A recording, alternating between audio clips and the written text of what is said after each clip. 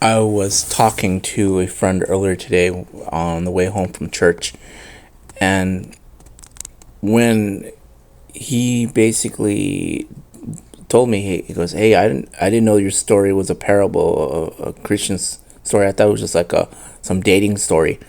I go, "It is, but it's not. I mean, one of the things with this short story is like a two-page story, basically about how a person can get so close to somebody so fast and yet lose them in the end.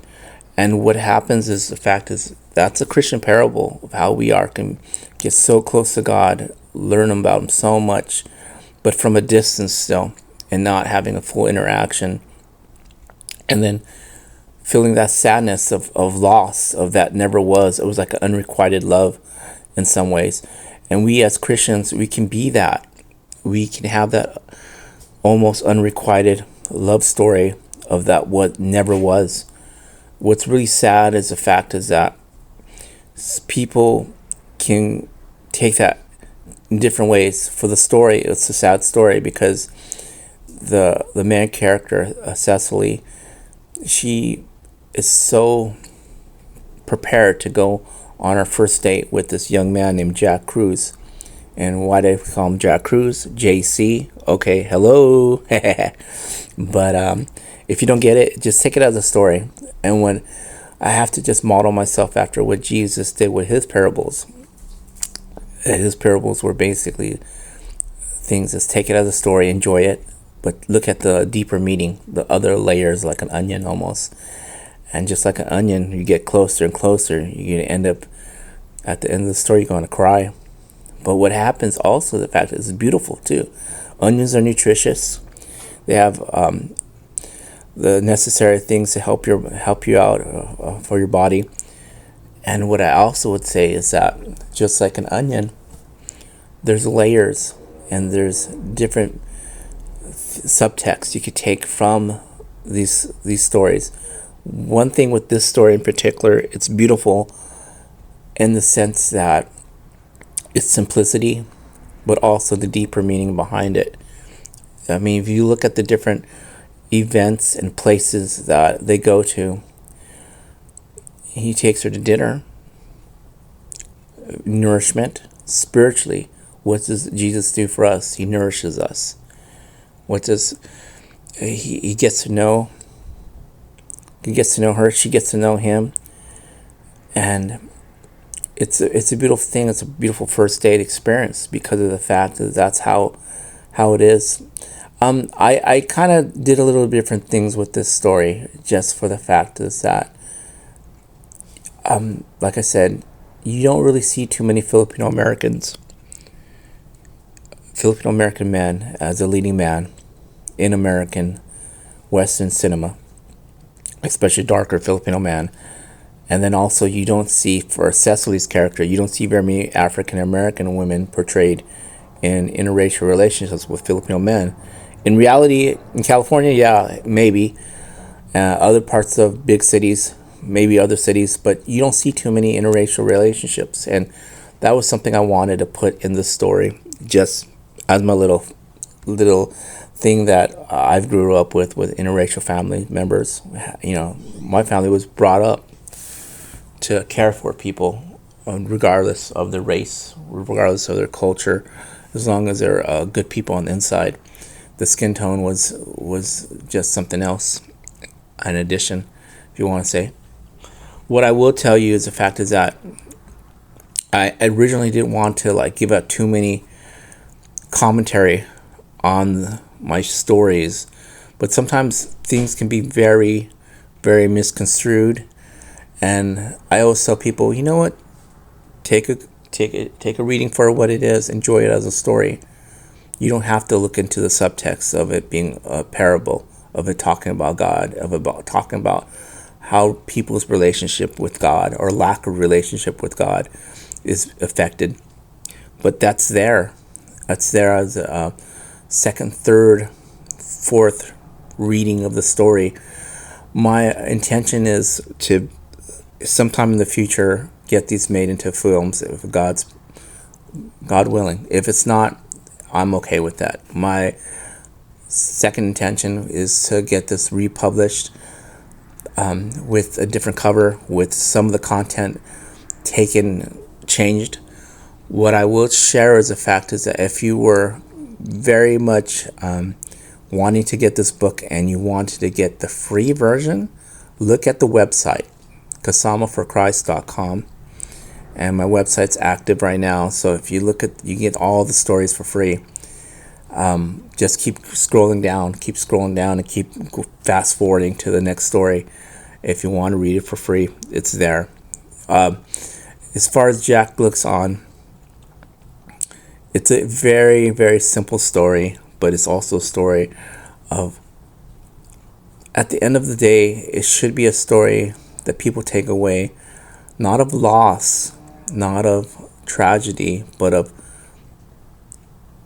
a oh wow moment, of a completeness. This is, yeah, they didn't get a chance to go on their first date.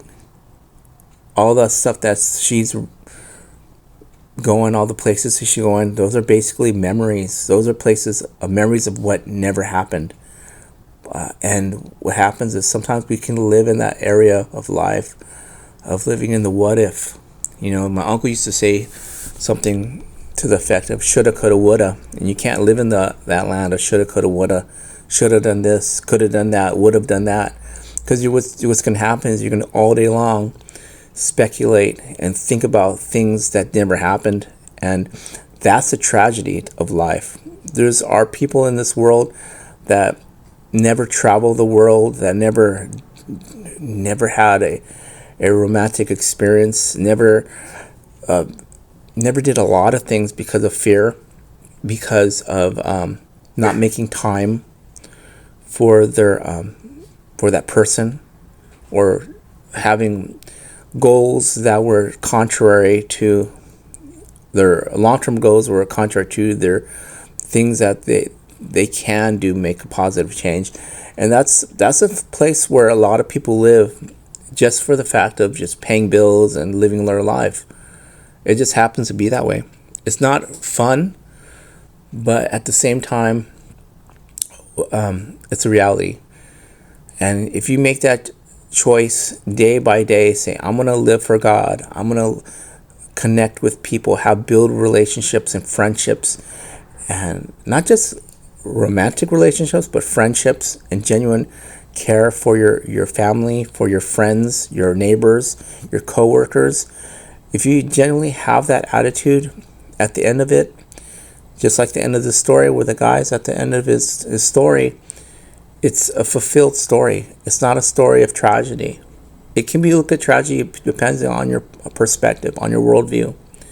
But if you look at eternity, and God is an eternity, you can connect with, first of all, with God, second of all, with your loved ones, third of all, building relationships, building friendships, and building teams.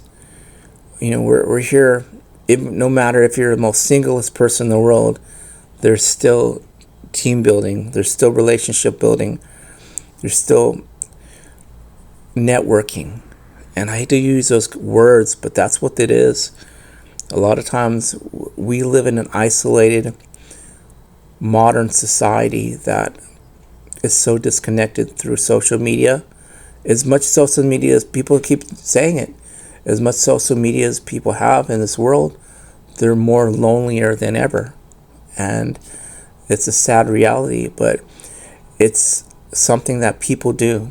When I used to work at the mall, one of the things that I used to have to deal with was walking to the break room. And you would tell the older generations, the boomers, would be talking and having their coffee and laughing. Then you'd go to my generation, which were a couple guys working there, a couple ladies working there. They're Gen X, and they were still doing the same thing, but they're kind of on their phone. But then you go into the next generations, millennials and the Gen Zs, they were straight up on their phone, silent. No one was talking at the person at the table right next to them.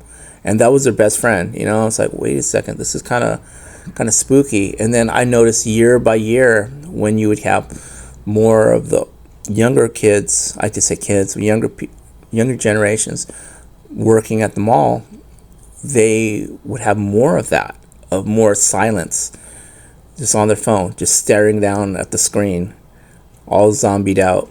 And it's a sad state of affairs, but that's the reality of the society we live in now. So, leaving you with this story, Jack Looks On, has a deeper meaning than just a dating story. So read it, pray about it, see where the symbols that line up with Christian values go. Don't read too much into it, but at the same time, it's deeper than you think. You guys have a good one. Bye.